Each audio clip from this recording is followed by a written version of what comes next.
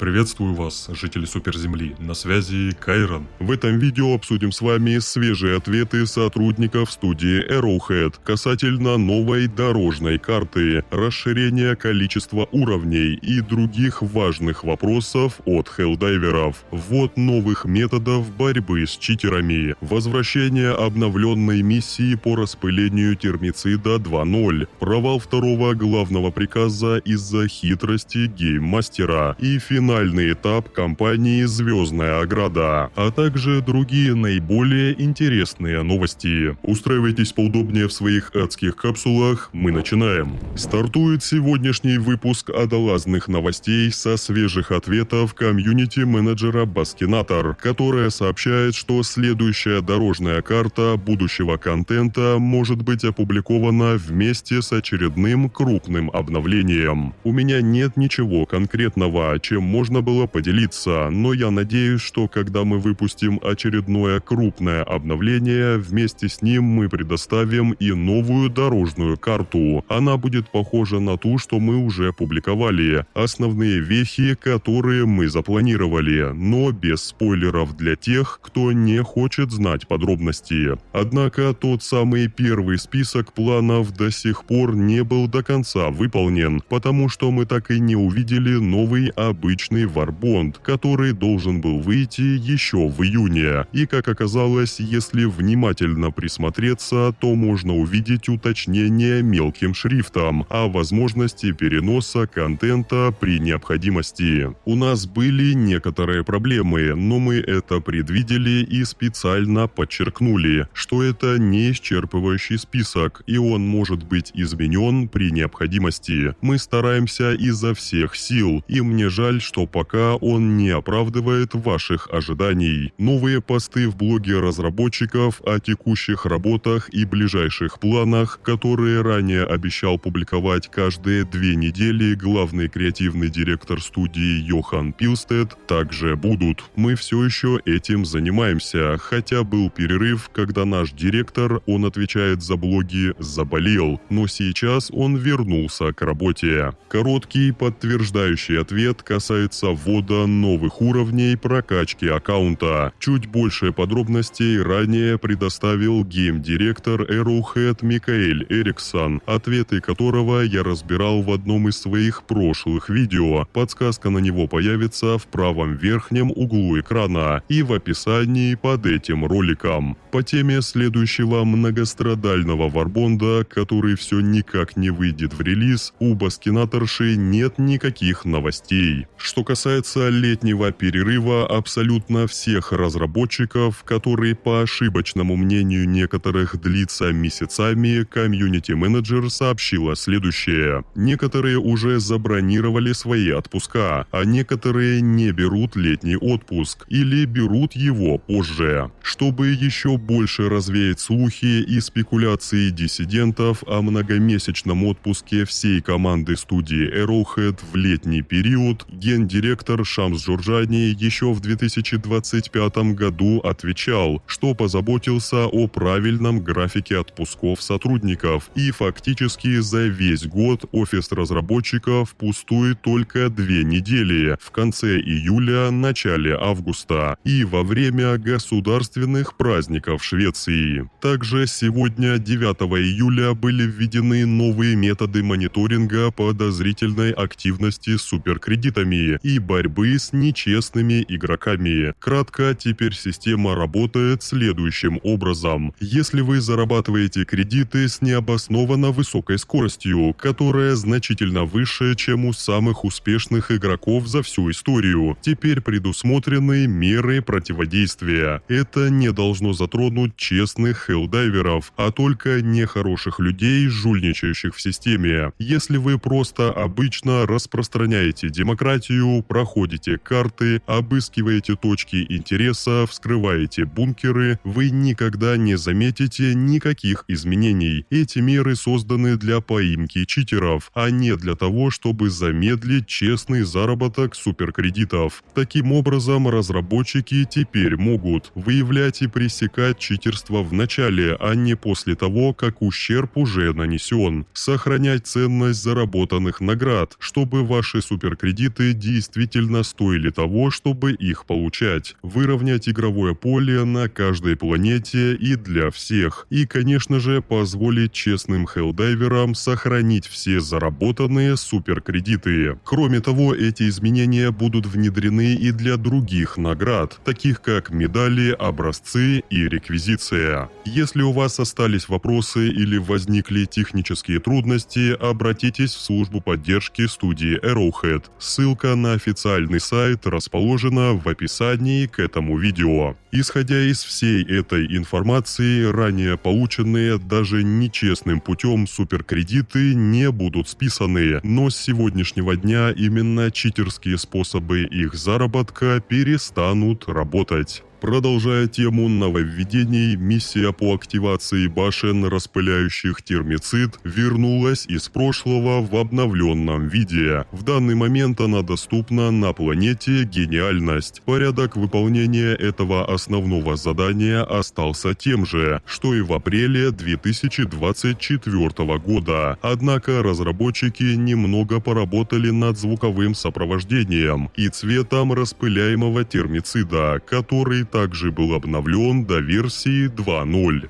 Говоря об итогах второго главного приказа компании «Звездная ограда», под конец его выполнения случилась очень мемная ситуация. Гейммастер Джоэл в очередной раз решил проверить сообразительность хеллдайверов и в последний день повесил двухдневную атаку на гениальность, удержание которой являлось одной из целей высшего командования. Больше трети сообщества так и не выкупило, что приказ мы выполним, даже проиграв эту атаку спустя сутки, потому что именно на момент конца таймера главного приказа гениальность, как и любая другая атакованная врагом планета, останется под контролем суперземли, о чем и сообщал интерфейс прямо в игре. Тем, кто не поддался на хитрую провокацию и до последнего делал все правильно, освобождая Генезис Прайм, не хватило помощи той самой трети,